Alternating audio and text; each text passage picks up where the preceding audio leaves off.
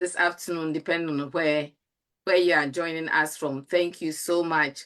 My name is Marian Amwa, and I'm the author of Breaking Through. Today, I'll be your facilitator. I'll be your facilitator. I will be leading this conversation. Really, really excited to have with us an incredible woman who has been a friend for quite some time and is also she's a friend, she's a sister, and we've had her here. So she's a repeat guest. We had her on August 17th alongside with Abna Doku. The conversation was well received, and we did not have enough time to go through all the questions. So today's conversation is really a follow-up. So thank you all so much for joining. I hope I'm live. Can somebody please check? Okay, we are live. I believe that we are live. Let me see You are something. live. I'm the You are live. author of Okay. We are live. Okay. I am sorry. I have to stop one thing here. Okay, good. We are live. Thank you so much. So, Genevieve, thank you so much for joining us today. Please help me in welcoming my dear friend Genevieve. For the benefit of those who were not here the last time and do not know you, today I'll ask you to briefly introduce yourself to our audience.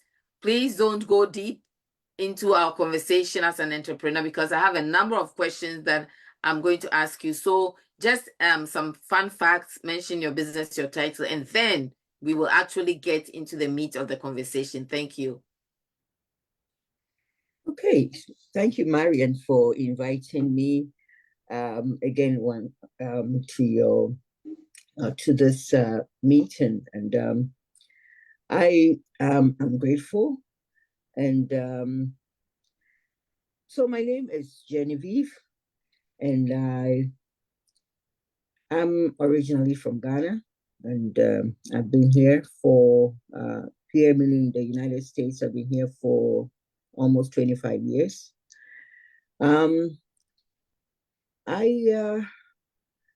my career actually is in the language service industry.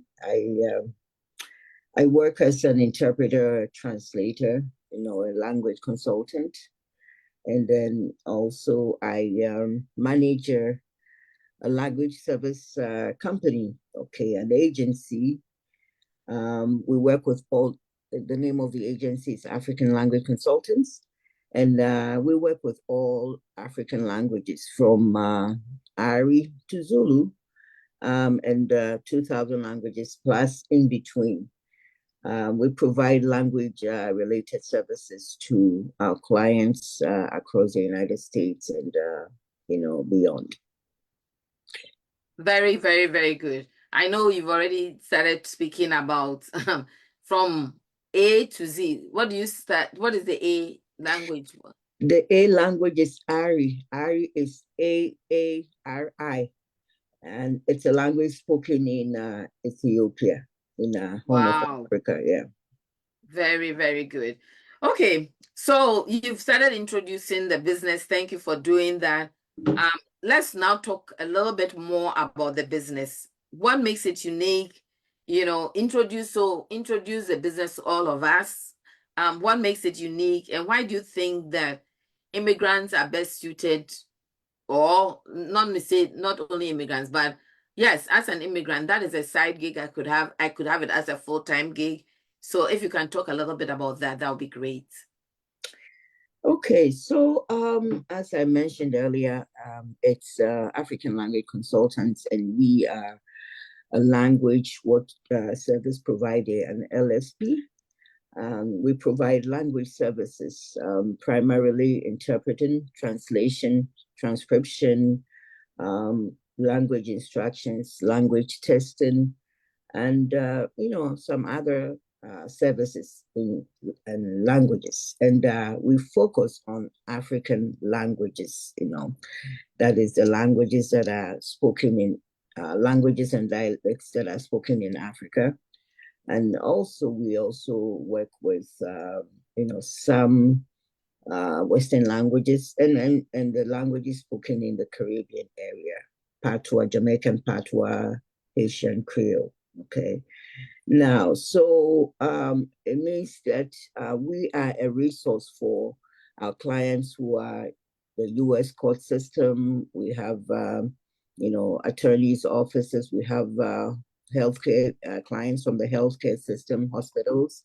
We have educators, school systems that reach out to us because there is a need for um, bridging a communication gap. For example, a school needs to meet with the parent of some students, and the students, the parents are limited English, what we call limited English. They speak languages other than English, or their primary communication is in languages, in some other language. They need an interpreter to bridge the communication gap, to communicate whatever it is that is said in the school says in English would be, converted into the foreign language, and whatever is said in the foreign language is converted into the in English. So that is primarily what we do, and so we are bridging the communication gap. What makes it unique is that it's not really what we call a traditional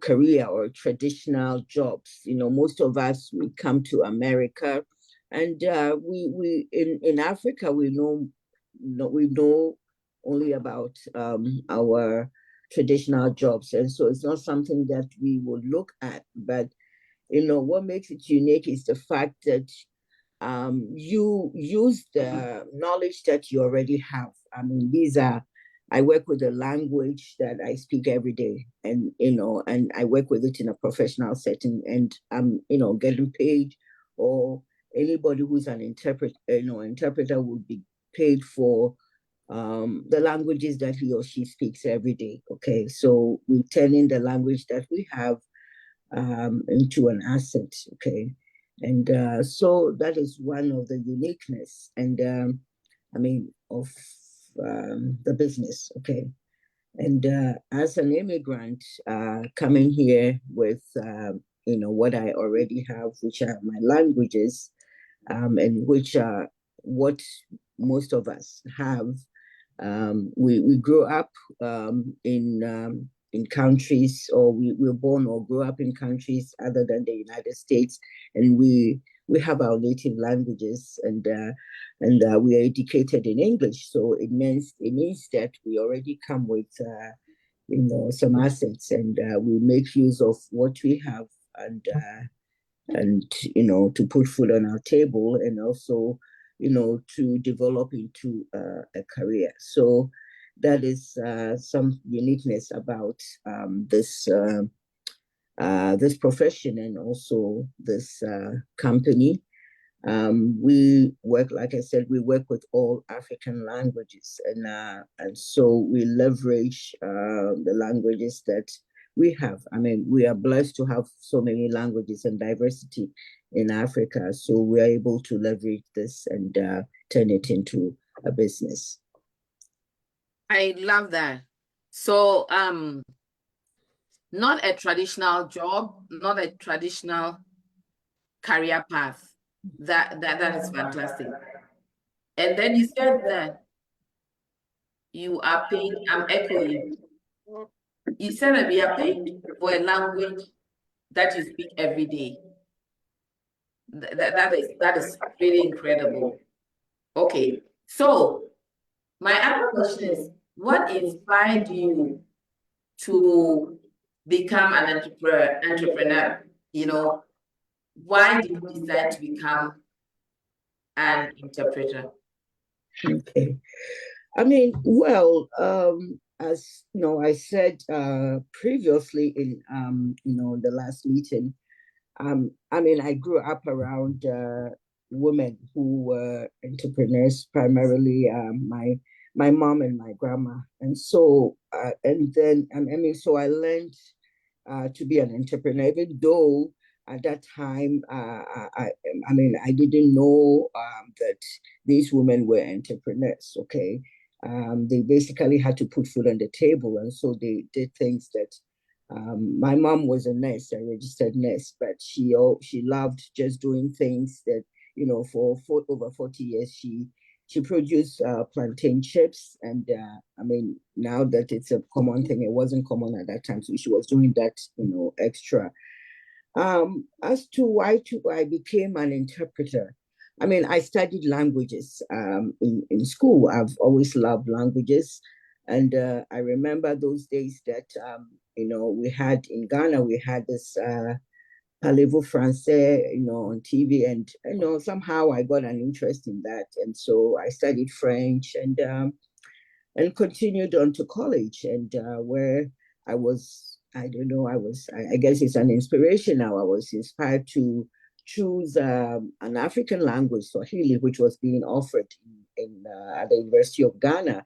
I mean, even though a lot of people did not understand why I would choose Swahili over, say, French, Spanish, because I was already studying French, but say Spanish or, you know, I mean, one of the bigger languages, Russian, I just felt that I had to do it. And I didn't understand much. But 25 years later, I knew that it was the divine inspiration, because that is what has, you know, that is where it has brought me, you know, now.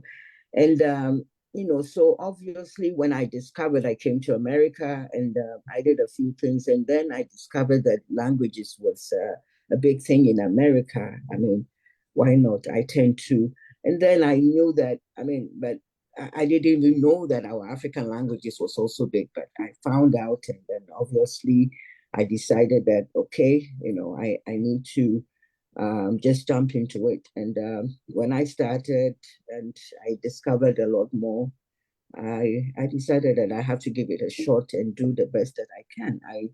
I remember one time I had to interpret in immigration court in New Orleans. When I first started as an immigration court interpreter, that was my first case. And no, actually, not that wasn't my first case. It was about the third case, but I was to interpret Fanti, you know, which is my native language. And I remember at that time, when the case was first scheduled, the court had our agency had to tell the court that, oh, unfortunately, we have only one Fanti interpreter, and she already has a case scheduled in Denver, Colorado. So the court had to change that Fanti case, and eventually I got to New Orleans, and this was about somebody who had a stowaway, you know, and it was quite tough.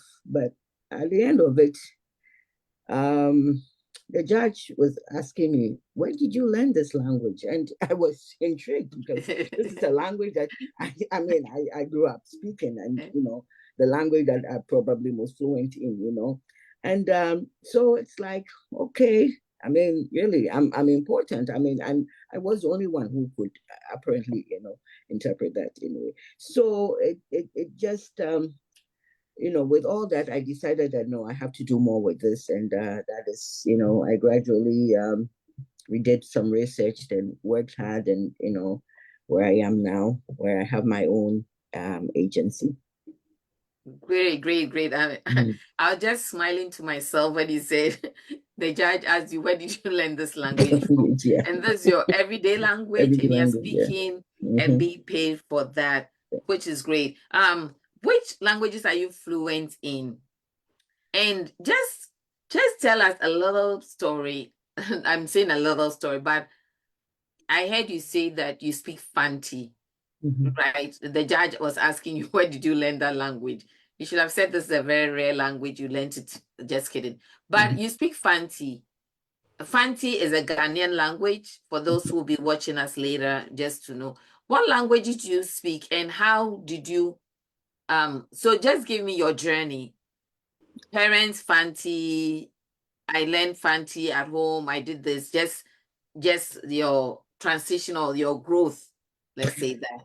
Okay, so like I said, I mean I studied languages back in the day at the University of Ghana, and I mean I studied linguistics. Okay, so that is so that also impacted my learning and appreciation of of languages. I mean, before that, I was just speaking my language, Fanti, Tree. I was just speaking them, I'm just speaking languages. But when I studied linguistics, that helped me to look at languages from a more professional, even though at that time, just learn the nature of languages and the nature of, African language, which was one of the credits that was offered. Okay. So I had studied language, more professional, even though I wasn't using it professionally at that time, but I knew how languages work. Okay. And then also, like I said, Fanti and Chi, these are languages that I was speaking. And there's also one language that, I'm supposed to be a native Ga, which is the language, my father's, native language.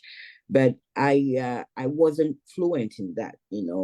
Occasionally I would speak with my half siblings, and I made a lot of mistakes, and at that time growing up it wasn't the language I would speak, but as I when I came to the US again, I started working as an interpreter. um I realized that at one point I was the only guy interpreter for immigration court, and I'm like, I'm not, I had to learn. I had to learn this language. Okay, I had to learn this language, and I was actually learning from some of the people that I interpret from, because I was I'm not fluent. I understand what you're saying, but because I don't speak it fluently, all the time. But so when I'm interpreting, I'm learning from those I'm actually interpreting, because they're using words that I understand. And so I end up also using. So I'm picking from them and I'm using those. So I had to develop this Ga language, because again, you're going to get paid. At that time, if you're getting paid $100 an hour for, so why wouldn't I, and this is my language. So I have to be serious. I had to, and I had to go on YouTube to learn things, to watch a YouTube video about Homo, and these people they're speaking Ga, and I'm, so I had to get a Ga dictionary, so it's just been develop myself. Once I know that these are assets, the languages that I have are assets, then I need to invest time, and resources in it to be able to develop these assets so that they can be, build my career. I mean, you're going to be considered as an expert, and so you need to. And then, of course, Swahili, I picked it up in college. I didn't use it much after college, but coming to the US and working as an interpreter and connecting with my colleagues and friends from East Africa, I've had to also develop that and learn it more. So that is, that is somehow the journey that I have had. And then, of course, I also work as a certified language tester. So I'm testing the oral proficiency of candidates, primarily those in the military. And so it also allows me to look at my languages and see, because people are struggling with their language. We're not educated in our languages, okay? And so I'm learning how to use my language in a professional setting. We are asking questions. Yeah. So we are asking professional questions. And it's a challenge, So that is what, my journey is. Yeah. Very, very good. I don't know why I got a kick out of what the judge asked you, that where did you learn that language? And that's a language that you speak every day. So welcome everyone if you are joining us. Some folks have joined us via Facebook. So thank you for joining us. And I know that this will be put on YouTube as well. So if you are listening, you are or participating, you are welcome. My name is Marian Amwa, and I'm the author of Breaking Through, the Immigrants Handbook for Thriving in the Marketplace. I know it says American Workplace, but these principles, these principles can be used across multiple disciplines, different workplaces. I feel like they are timeless. So welcome, welcome, welcome. And if you have a question, please put it in the chat. Today we are here, for those of us who are just joining us, we are here with Genevieve Anapepra, who is the CEO of African Language Consultants LLC. That is just one of the caps that she wears. She's also how do you call that? She's creator, is that the word, of beauty products. So she also makes, and I don't have mine here, she also makes shea butter for hair, body, from head to toe. So and soon to become have a travel consult. So she's as somebody says, she's a serial entrepreneur. Please put in your questions and as we go through. So I will ask you one more question, and there's a question of the day, but the question that I want to ask you is, you've talked about how your background and experiences influenced you becoming an entrepreneur and an interpreter. Were there any specific like organizations or programs that helped you on this journey, either as an entrepreneur or as an interpreter? Yeah, sure. Once I discovered this career path, I knew that I had to become a professional. Okay, I had to become a professional. So I had to discover who the professional organizations were. So I mean, I did a lot of research. I was always on the internet, and so I found out some of the professional organizations, and I discovered the American Translators Association, and that was in my first year of joining, of becoming a professional interpreter. And so I joined the American Translators Association. Then I also found out about the National Association for Judiciary Interpreters, what we call NAJIT. And I joined them. And in 2010, I remember I attended my first annual conference in Orlando, Florida.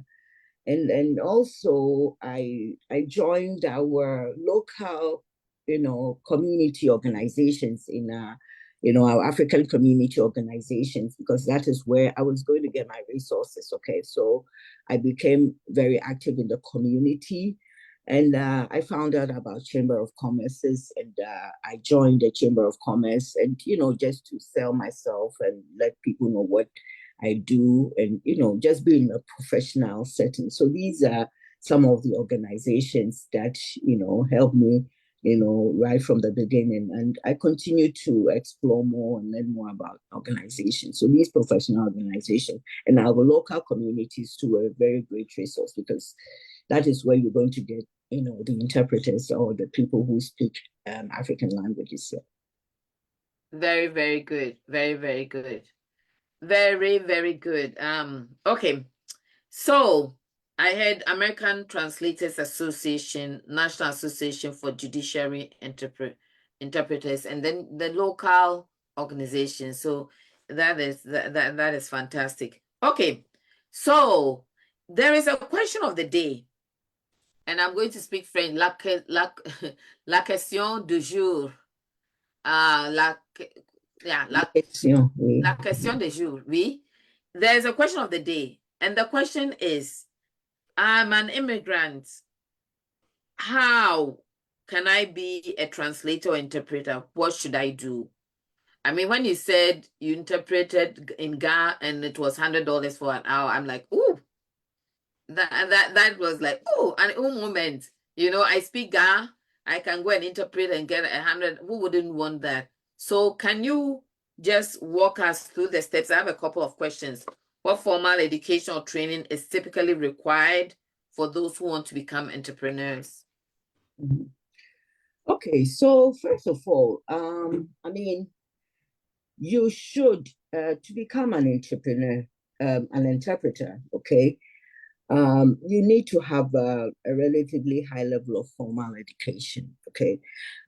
As an agency, we are always, we're recruiting, new interpreters. We are just talking about the business, and we're always looking for new interpreters, okay, because we get new languages, and one of the criteria, I mean, I'm not able to assess. Okay, I speak a few languages, but there are 2,000 languages in Africa. But what we use is we recruit those who have high level of formal education, and the minimum is bachelor's degree. Occasionally, okay. I'm yeah, glad you explained, because when you said high level of education, I was like, okay. So I'm yeah. glad you're explaining it. We are breaking it down. Thank you. Yes, so we normally we want a minimum of bachelor's.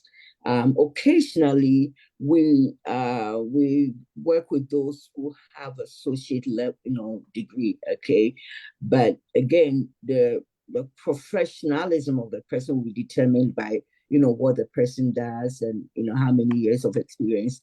But we recruit those who have a high level of education, and then also who are fluent, or who are fluent, who are native speakers of African languages.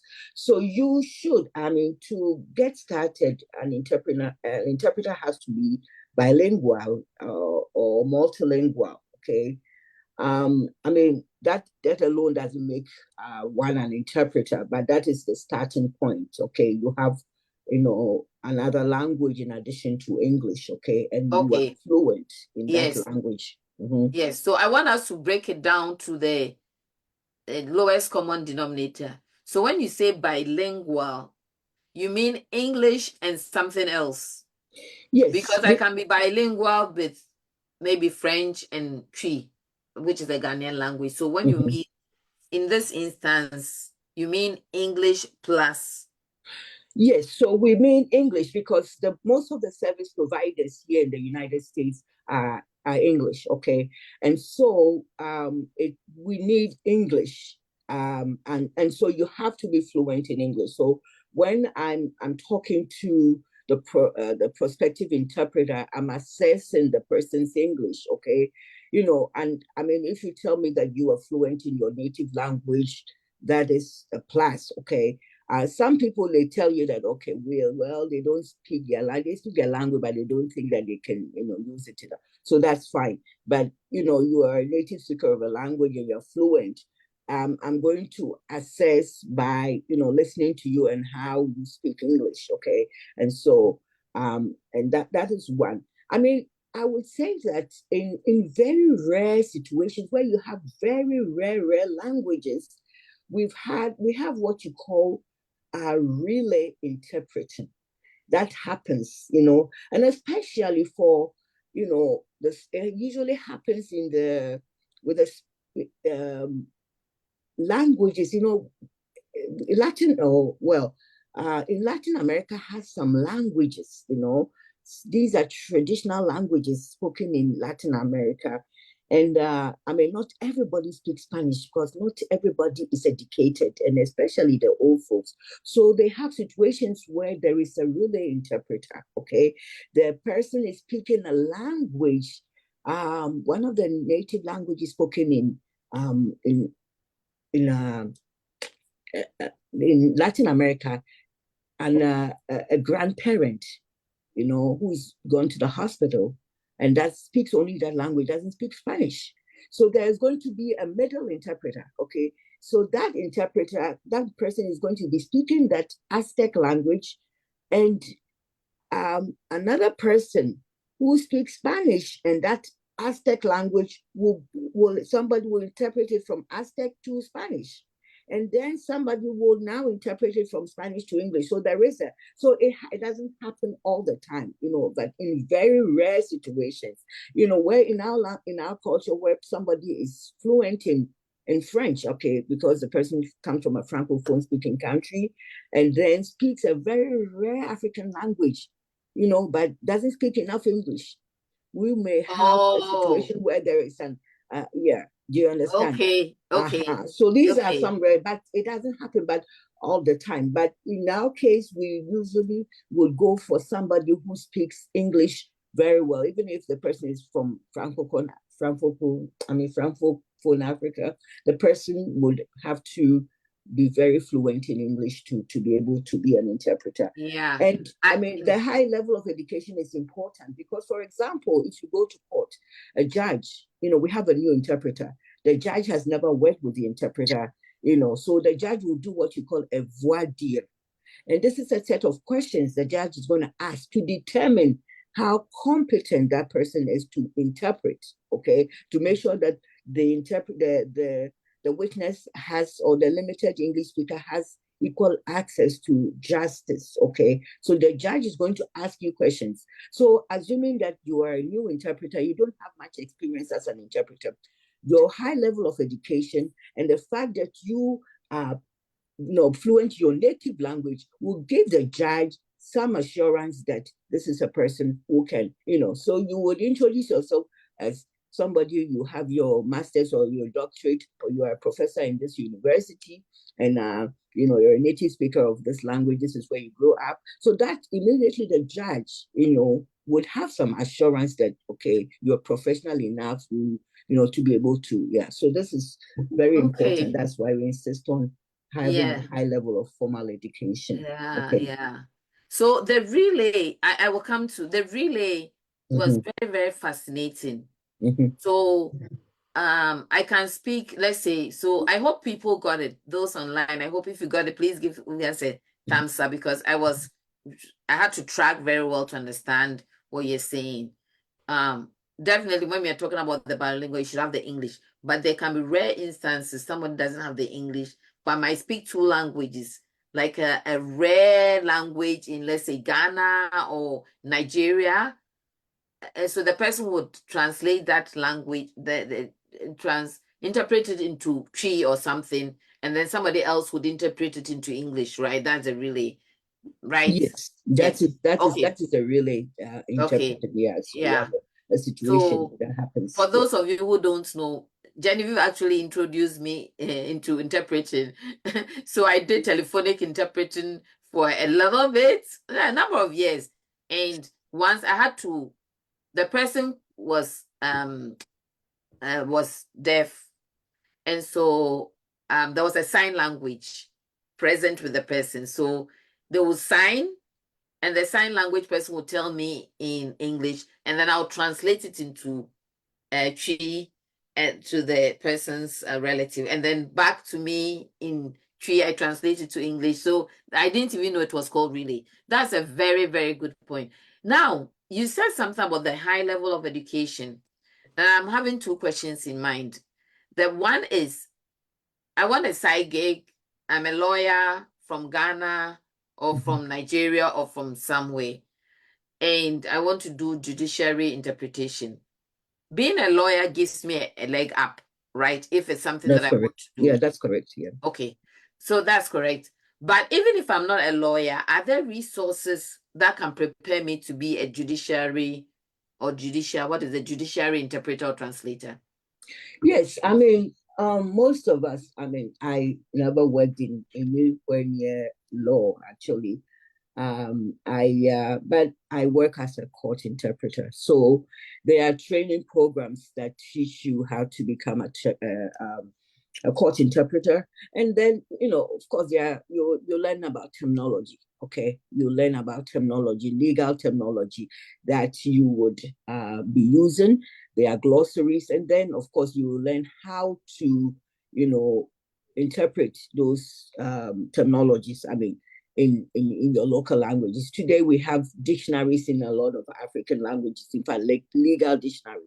So you can go get these legal dictionaries, and then, once you're familiar, you understand the legal terminology, you understand what it means, to what asylum means, you understand all these terminologies, you know what to say, you'll look for resources to be able to communicate these terminologies in your local language. So that is what Yeah, so you don't need to be a doctor or a nurse to be a medical interpreter. But again, there is a training that equips you with the basic knowledge that you need to be able to interpret or work in a particular setting, whether in the hospital or in court, wherever. Yeah.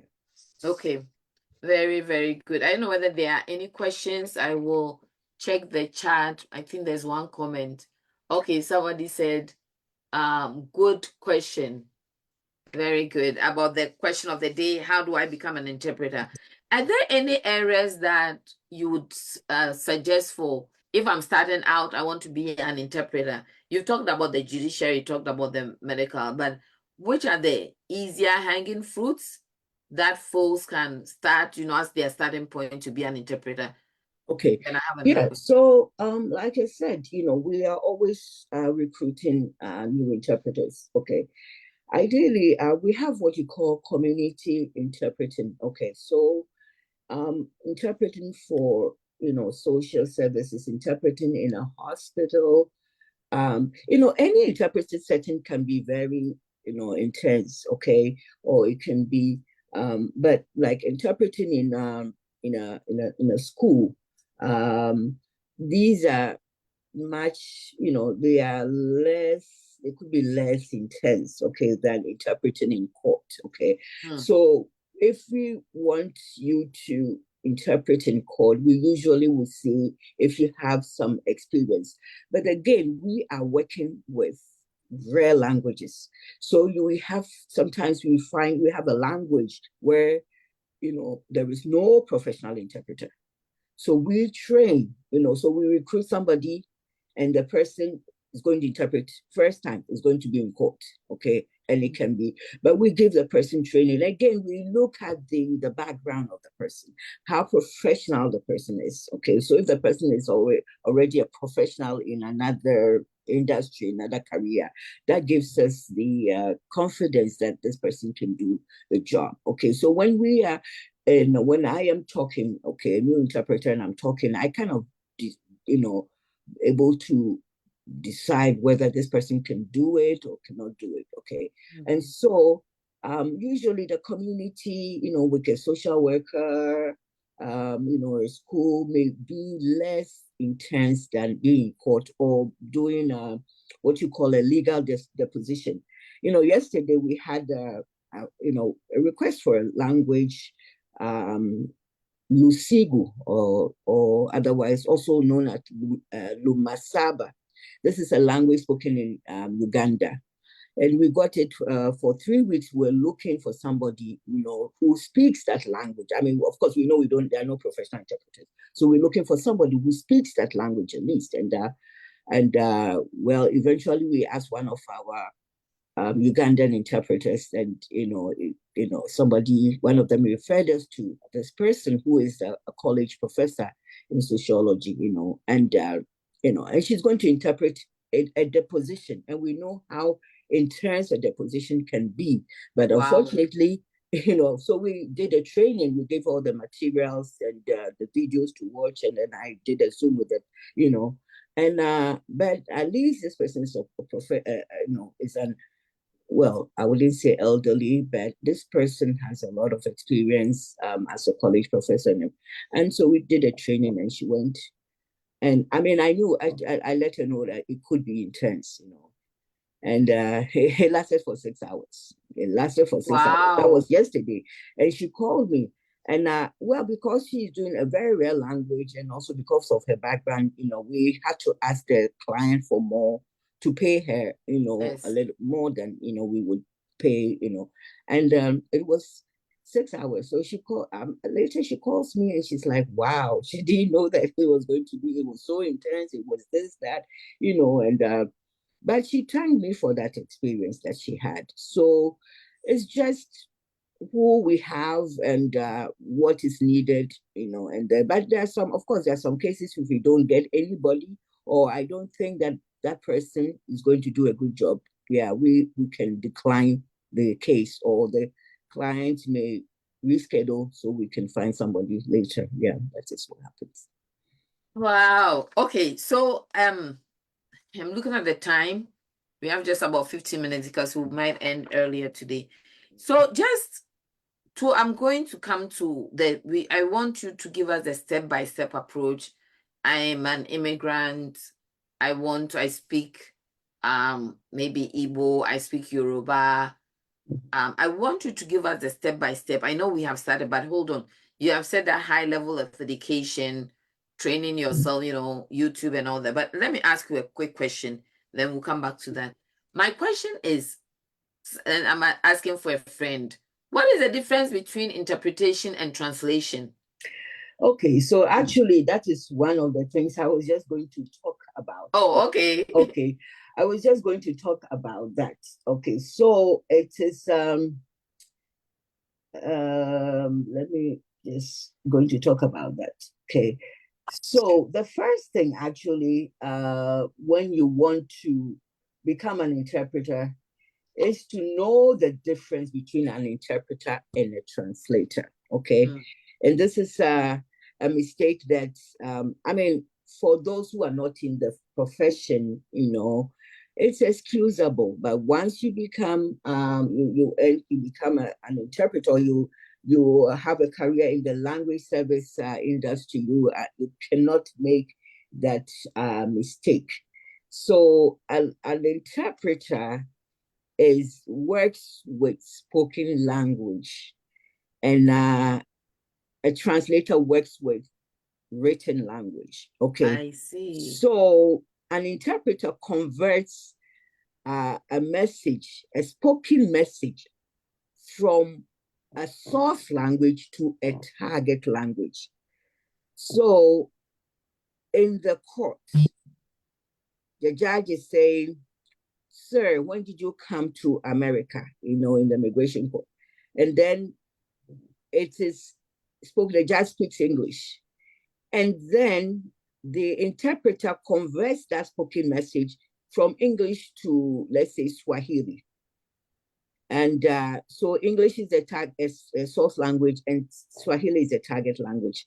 And then the limited English speaker would respond, and the interpreter will convert it back to English. Okay, so that is the work of an interpreter.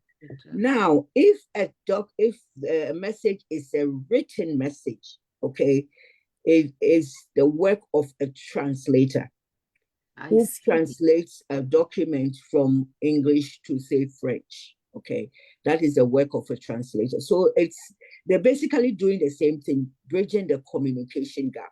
But one works with spoken messages and the other works with written messages. Wow.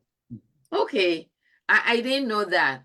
I thought, let me not put out any wrong information. I hope people are getting it. The interpreter works with the spoken language, and the translator works with the written language, from source language to target language. I'm learning a lot. A thought just occurred to me. Being an interpreter, being a translator, I like what you said. You are bridging the communication gap. Because of you and your talent and your gift and your service, somebody would get a needed service. So things like in the court, just doing the translation, prison services, in the hospital, in the school system. I know that Genevieve's experience as an interpreter, translator, interpreter has taken it to many, many places. And it's not just about the money. It's about when you see that your work has provided a much needed service. It's a ministry, if I might use that word. So kudos to you. And you heard a talk about the extent to which sometimes they have to go to get somebody who speaks a rare language. I am well done, well done, well done. I'm so proud of you.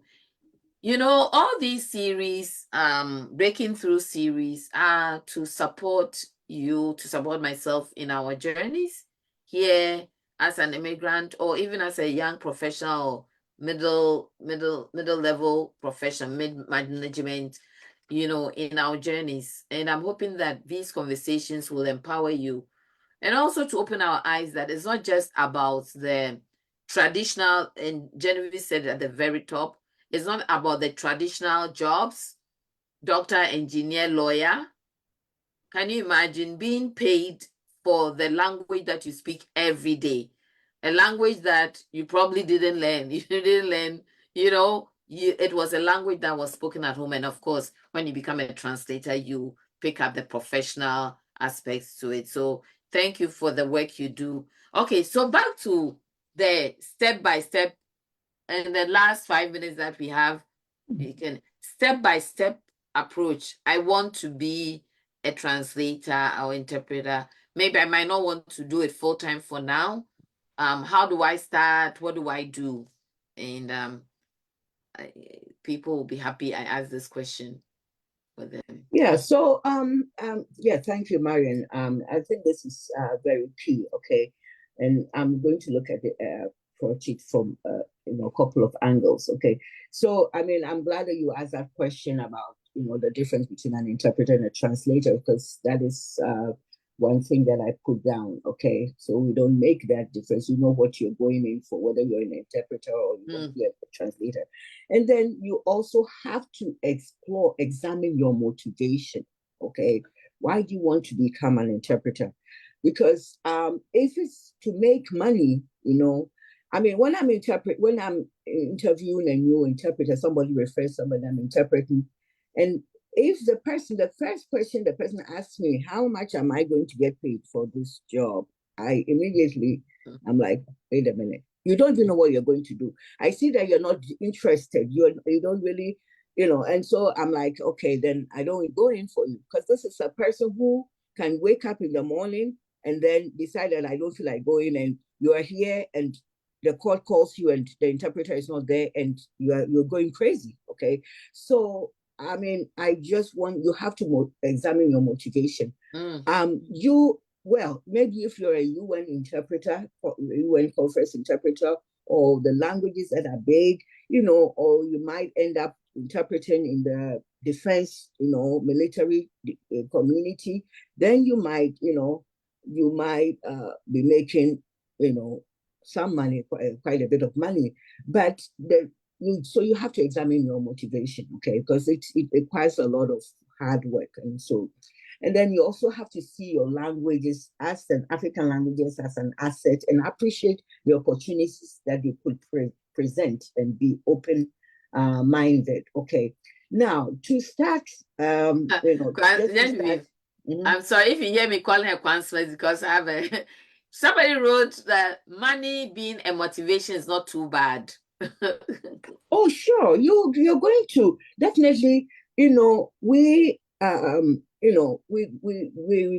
recruit you, we tell you about it, and we tell you that, okay, we need an interpreter for 3 hours here. And this is how much you're going to get paid, okay, for that. Okay.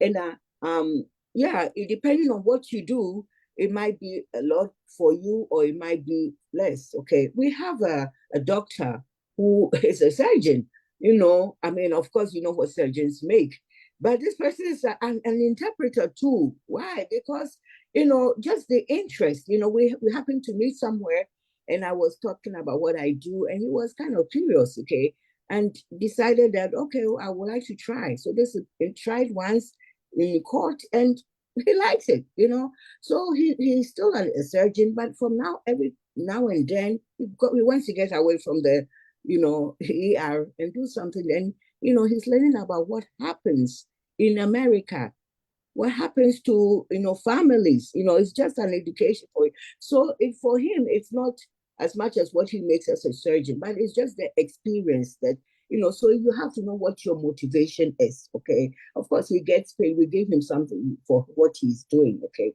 Now, to become an interpreter, certified interpreter, you have to learn, you have to know, and then you become, okay?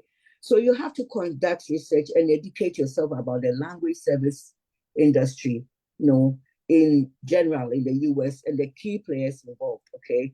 You have to learn what, and these are just on your own. You have to learn who an interpreter is, what an interpreter does, and how they do it, okay? And then you have to find out formal language neutral interpreter trainings. Okay, when we talk about language neutral interpreter trainings that are organized for people who speak no matter which language. You can attend that training. There might be a training for Spanish interpreters. Okay, so you find out about these trainings that are available online and in person in your community, your town, in your community college, okay, in the nation. So you get trained, you obtain training, and then you get some, certifications. For example, you get your community interpreter certification, Bridging the Gap, which is a 40-hour interpreter training. Then you also become, get a legal court interpreter training. And then you have to become state certified, okay? You're state certified. And I mean, remember that we don't really have certifications in most of our African languages, apart from Somali and I believe Tigrinya. We don't really have formal certifications in these languages because there are no tests to test your language. But you do you have to pass a written test of English language proficiency and legal terminology. And this is these are done by the state court systems. Okay, so you can go online, find out how to become an interpreter in your state. And then you pass the written test, the organized written test, you go and pass, to determine your English language proficiency and legal terminology. And then you also take an oral exam of English language proficiency. They're going to test you. And sometimes they would have you do the what we call the actual OPI test, oral proficiency interview, which will test your proficiency in your language, your own language, okay? And you have to meet the L3, language 3. We have what you call the International Language Roundtable. That is the scale that is used to measure proficiency in languages, okay? And you have to meet the professional level, which is level 3. And then you can join the professional associations to learn more, to just work with your colleagues and just learn more about the profession. So this is in a brief nutshell what you can do to become an interpreter. And anybody can contact me if you have any questions. Yeah. So there was a comment. We learn something new every day. Kudos. Then another question from RB says, how costly is all this training? Ballpark figure? Seems like a lot of exams and certification. I think that this question, I think if you can answer that, but I think that depends on how far you want to go into being an interpreter or translator. If you want to do you get the telephonic, I believe that it's simpler training. If you want to do so if you can explain that briefly, we only have 6 minutes. Yes, so actually, well, for anything you have to invest, even if it's $50 in it. I mean, as at the state level, to become a state interpreter for your court system in whichever state, I'm in New Jersey. What happens is you have some states charge, for the exam and the orientation and the exam, and it can be anywhere between $150 to $200. Okay, and then you can do the professional, like say the Bridging the Gap. We have some private schools that are accredited, and they offer interpreter training. And you can, some of them up to 1,000, 500, 600,000, depending on how much you're getting. And then as you work as an interpreter, you can invest some of it to do, some other trainings, because you always have to, we have what you call continuous professional development, some are free, some are, and some of these organizations, these associations organize these trainings which are free. so you can join them. So you pay for your membership in these organizations, and you get a lot of these trainings free. Yeah. What about Google University or YouTube University? Well, you can also actually, we have a lot of, you can learn more about interpreting through YouTube. I mean, there are videos about interpreting where you see unprofessional interpreter, an interpreter who has not been trained, and then a trained professional, an interpreter, and you see they're comparing, so there's YouTube presents a lot of information which you can also learn from. But again, if you want to be certified and then take it further, you need to invest a little bit in, and yeah. So what about, just quickly, telephonic interpreting? Okay, Is that so easier to get into? I just want us to give people the different options. Okay, so we have different, now we have virtual interpreting, okay, remote. So an interpreter can interpret remotely, and then also we have interpreters in person assignment. I just want to talk a little bit about some of the things that happen. So we have remote interpreting, telephonic interpreter. It's not you're not going in for telephonic interpreting just like when you are an interpreter, you are an interpreter all round. I mean, there's more flexibility in doing, say, virtual interpreting, but you are an interpreter in person wherever, okay? And so you can work remotely, and then you also work in person. We have in-person assignments where you have to go in person to court, and then we also have travel assignments where there is a request for an interpreter, an in-person interpreter. We don't have an interpreter in that state, and so the court will fly the interpreter, put the interpreter in a hotel, and then you go interpret it. And it can be one day or it can be several weeks. It can be 2-3 weeks because it's a trial. We have a capital murder trial that is coming up, and we're having to provide 4 interpreters who are going to be there for at least 2 months. Okay, so it all depends what. Okay, this is just too deep. So I promise you all, Genevieve, I'm going to have, and we may publicize or not, you and I are going to have series because there's a whole lot to unpack. And I think that this is really educational, in person, virtual, telephonic, travel. I want us to give people as much information and they can make their own decisions. But this is so great, great, great, great.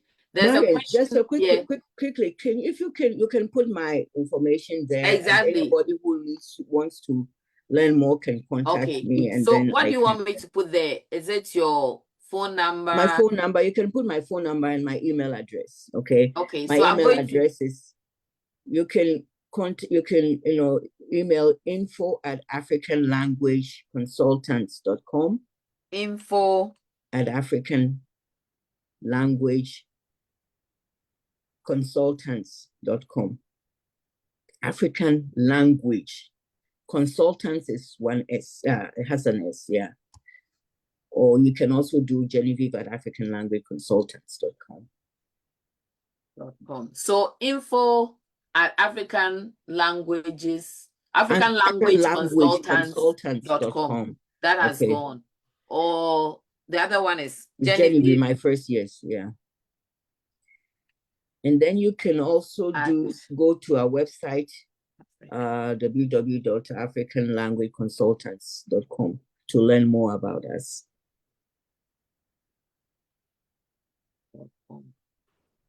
Wonderful. What can I say? We never ever finish. Thank you so much, Genevieve. Thank you. I am so, so, so proud of you. I'm so, so proud of you, of what you are doing, and how you are serving people. The service, you serve well and the money follows. I think one of the statements I'm going to go away is being paid for the language you speak every day. A language that was given to you at birth in some instances. So thank you so much. But Marion, quickly, that is true. But we have to learn our own languages because we are not used to using it in professional settings. So we have to learn our language. So that is the key advice that I'm giving to everybody here. That learn learn our your own own languages. language in the professional setting. Yeah. And it's Learn, oh practice, wow. practice Okay. your language. Ask questions. How do I say this in our language? And then you can become that helps you to become a professional interpreter. Yeah. Learn our own language in a professional setting. Mm-hmm. Thank you very much. I promise you we will continue this. We will continue this. Thank you, thank you, thank you. Wonderful. Thank you all so much for coming. For those of you who will be watching the replay, thank you. If you want to read Genevieve, she's at info@africanlanguageconsultants.com or Genevieve@africanlanguageconsultants.com, or you can go to africanlanguageconsultants.com for additional information. But I promise you, we will do some live sessions with a step-by-step approach. And if it's something that you really want to do, you know somebody who has an interest in being an interpreter or translator, or even have their own business, you don't have to do it every day. But Genevieve has all the tips and resources to share with us. So thank you so much from the bottom of my heart and from all of us. Thank you so much. And for all of you who joined us, see you again in 2 weeks. In 2 weeks, we have Stephanie Amponsa coming, and that will be first generation speaks, something like that. So we'll see you again. But so grateful. Thank you. Bye, everyone. Bye-bye.